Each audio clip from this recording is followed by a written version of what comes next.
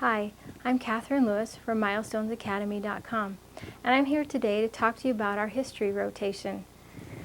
At Milestones Academy, we recommend that families do history and science and some of our other subjects together as a team. Doing things together and having knowledge in common helps build relationships.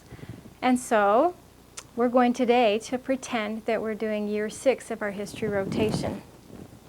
In year 6, we use the Story of the World, Volume 4. And this is a really fun book.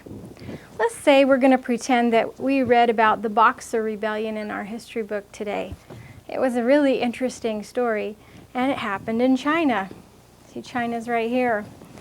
When our kids were small, at one time we had a map on the table for a whole year, and we covered it with a clear vinyl tablecloth.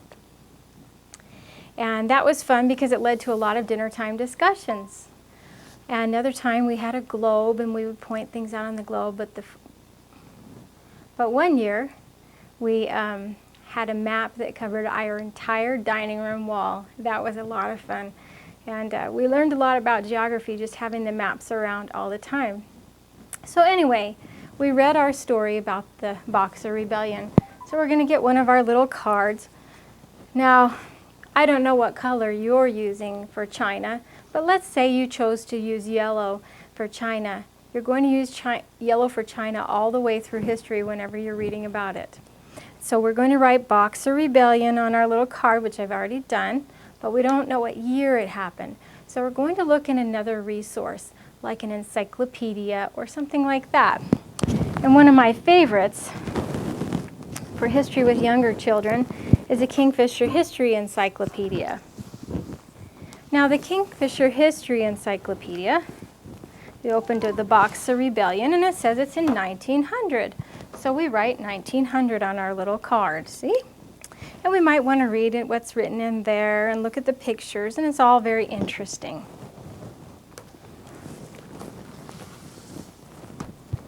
Now, we've made 2 of these cards. One of them will go on our timeline, which I'll show you in just a minute, and the other one is for our history memorization. Now we're going to have a big basket of these little cards, and this one's going to say Boxer Rebellion. And so probably the first 5 minutes of history every day, you're going to read a few of these cards at a time, and you're going to say Boxer Rebellion, and all your kids are going to chime in 1900, or at least we hope that's what they do. And then you're going to ask one of your kids. Of course, they'll have to take turns because, you know, they all want to do it. We're going to ask your kids, one of them, to put this on the timeline at 1900. Now, in the latter part of history, the more modern era, there are lots of events in history, so it's going to get pretty crowded on your timeline, but that's okay. So once you're finished with your encyclopedia and your story of the world, you're going to want to do narration. Now with the younger ones, under about 9 or so, you're going to want them to dictate their narration to you. The older ones can probably write it themselves at that point. When we do narration, we want to put our narrating into a journal.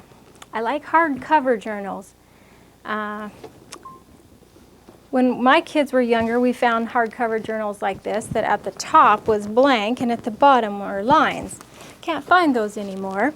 So now when I do my journaling, I just write right across the lines. I make my drawings and it doesn't bother me one bit.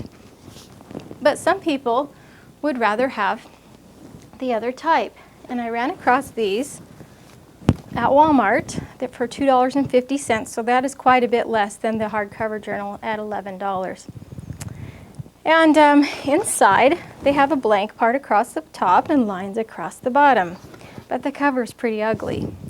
So I would take some cardstock that was cut to the right size and use rubber cement to make it look better. And across the top, I might write something like Book of the Centuries or My History Journal, and then let the child decorate it how they please. But what goes in these journals is the important thing.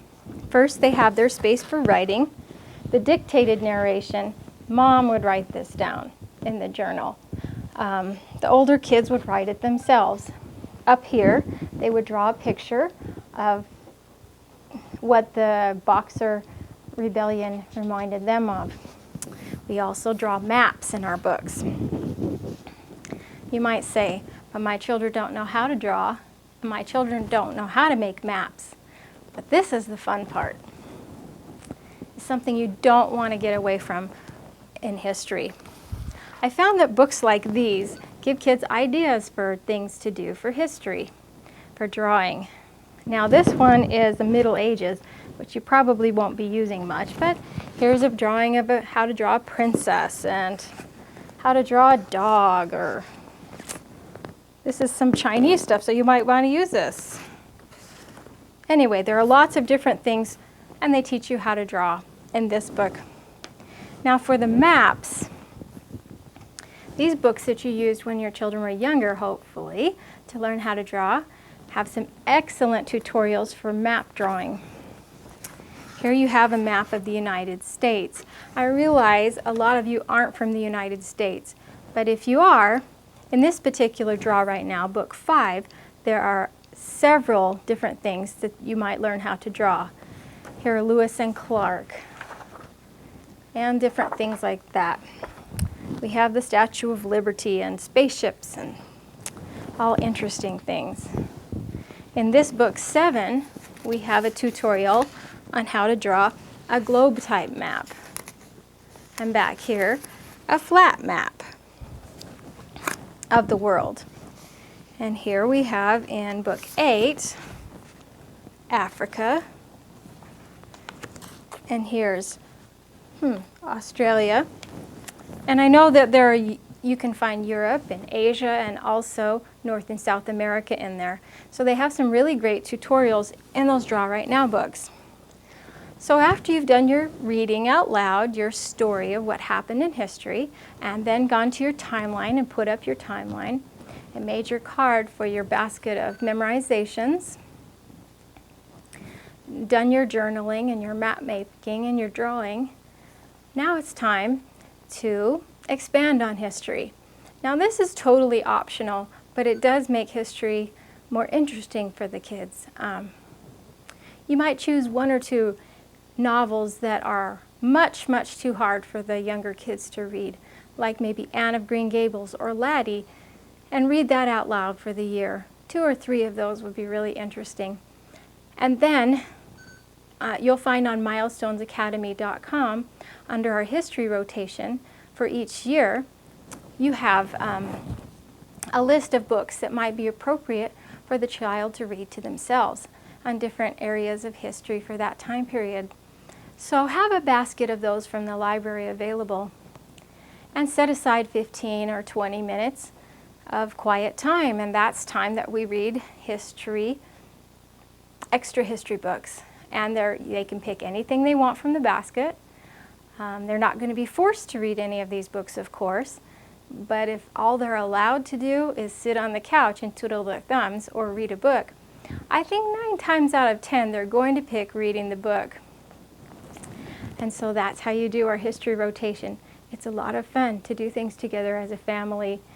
And you know, if you have kids from high school, the high school type ages who are in the harder books, it might be a solidifying thing for them to come and teach these things to their younger siblings.